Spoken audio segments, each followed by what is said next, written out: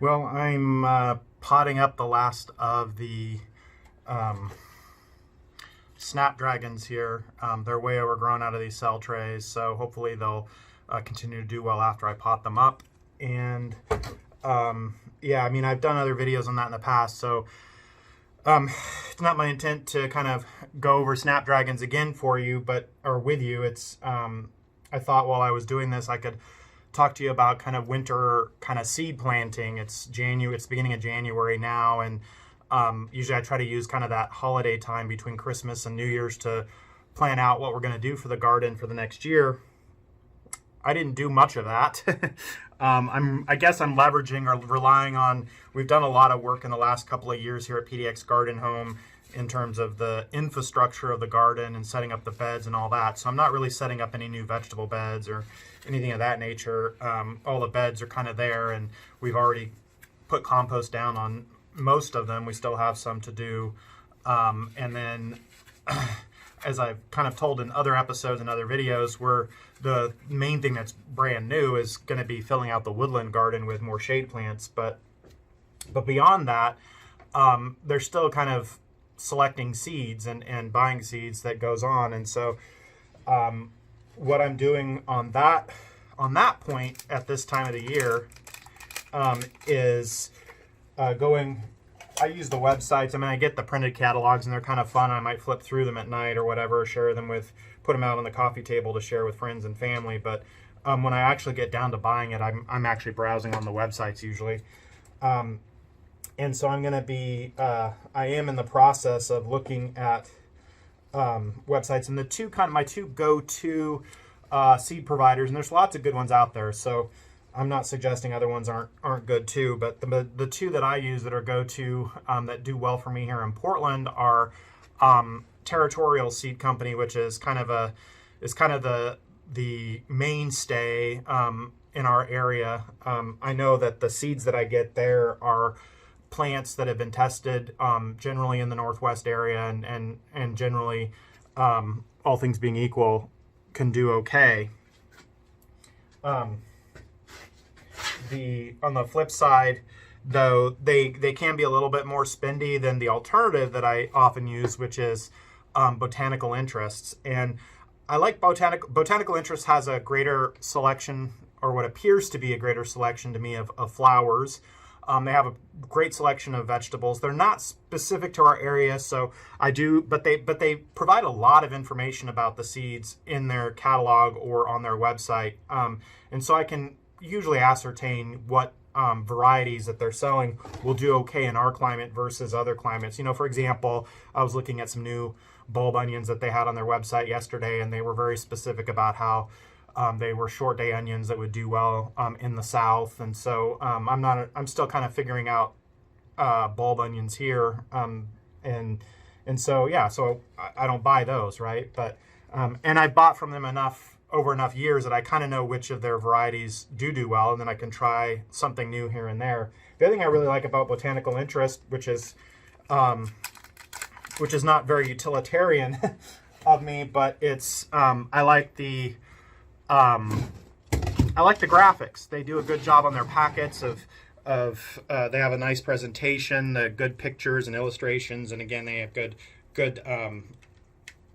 information about the plants on there. So I think they do a little better job, or it's a little bit easier to follow for me on those than it is on Territorial. Territorial does okay. They provide the information, the packet's clear, but sometimes when they're dealing with lots of different varieties of the same kind of thing, Territorial seed packets will kind of have this system. You have to kind of decode what zone you're in and which variety. They'll provide direction for like multiple varieties on one packet, and I'm sure it's just a volume, a standardization in terms of their process, and a high volume game they're playing, which is fine. I'm not faulting them for that, but I am saying that I do find that Botanical Interest seed packets are more more direct, and not quite as confusing sometimes.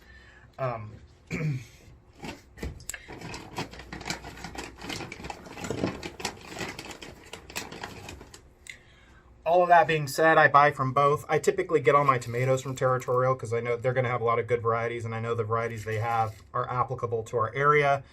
So yeah, a lot of the mainstay stuff I'm going to always get from Territorial.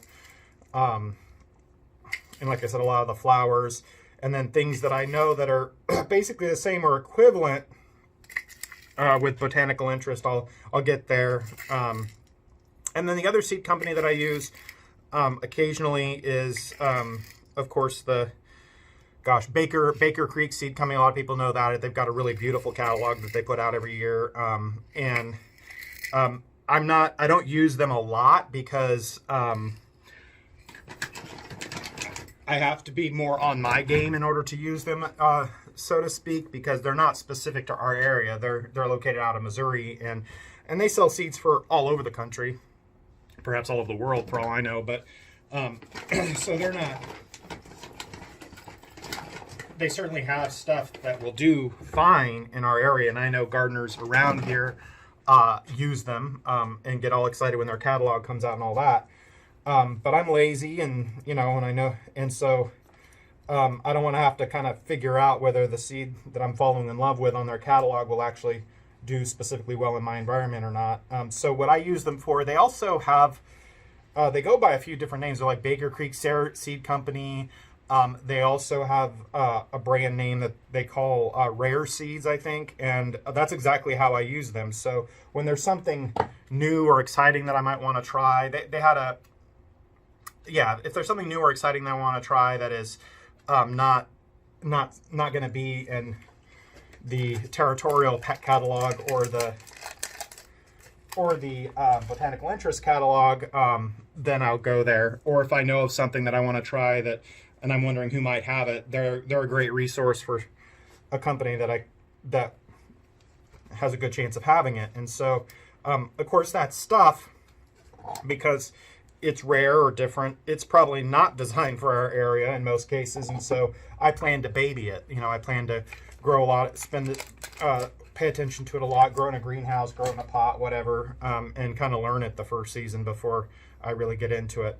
There's one plant that you don't really find in the catalogs here in Oregon called the Cape Gooseberry, which is kind of related to the ground cherry, but it grows like a taller bush and grows a much bigger deal. And it needs a lot of heat, so it doesn't necessarily grow that well here, but I've been able to grow it I've been able to grow it here and get good fruit from it in some years. And so that would be an example of a seed that in the past I've been able to get from the Baker Creek catalog. So those are my three main sources: Botanical Interest, Territorial, and then for the more rare stuff, Baker Creek. And then, and of course, like a lot of gardeners, I always like to try out lots of new stuff.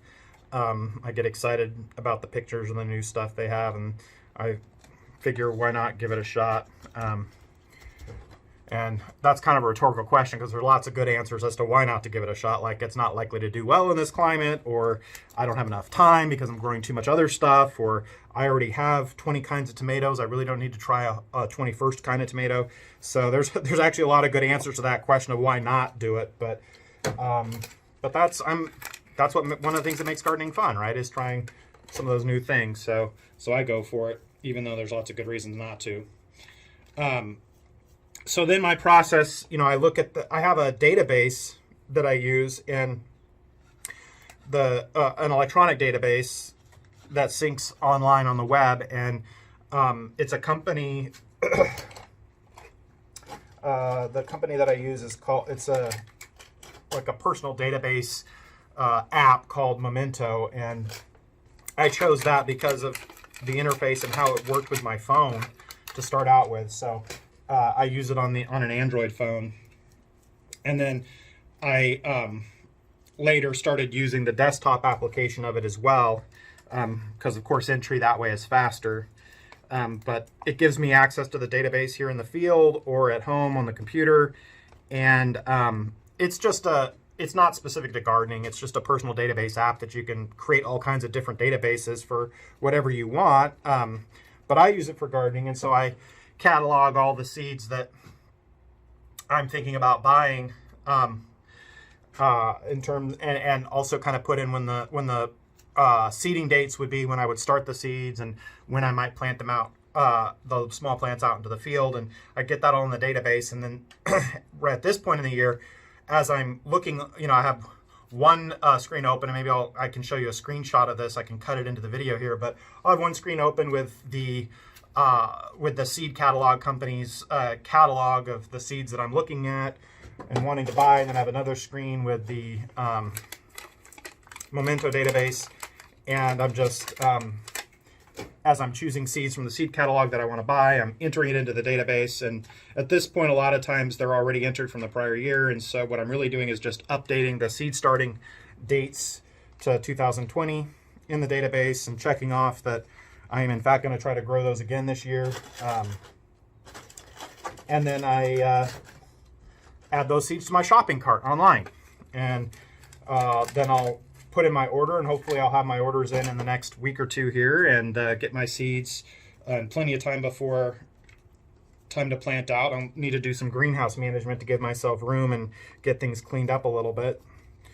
See if I can do something about some of the moss issues we've had this year in the greenhouse before I get the new seeds started and all that. But yeah, that's my process, and I'll probably grow 100 different varieties of stuff in between vegetables and flowers. So I like to grow a little of a lot of different stuff, as opposed to, like I know a lot of people, when they're growing for real, like homesteading kind of thing, you might get, one kind of cabbage or something one kind of eggplant or whatever that that's going to do well, or that you want to try that year, and then you go to town on that for production purposes, to make sure you get enough that can actually feed your family and all that. And I'm not a farmer, right? That's the difference between farming and gardening, right? I'm not a farmer, I'm a gardener. And so I garden for the aesthetic. I garden for the enjoyment of the activity as I'm doing it. Like right now, I really enjoy potting up plants. I enjoy planting seeds, and I enjoy this process of taking them out of cell trays and potting them up. It's very relaxing, and I enjoy all of that. But my friends who aren't into gardening, they'll sometimes make the mistake of referring to me as some kind of farmer, and it's like, no, I'm not a farmer. I mean, I have a lot of respect for real farmers, and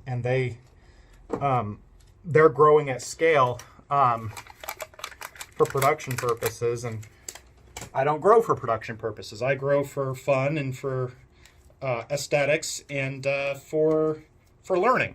I enjoy the process. I enjoy the process of seeing how different things do, and whether they can work in this garden and in this climate, and what's the process of growing it. And if something didn't work right last year, can I do it again and maybe change a variable and do it better this year? That's what I do, and I think that's classic gardening, right?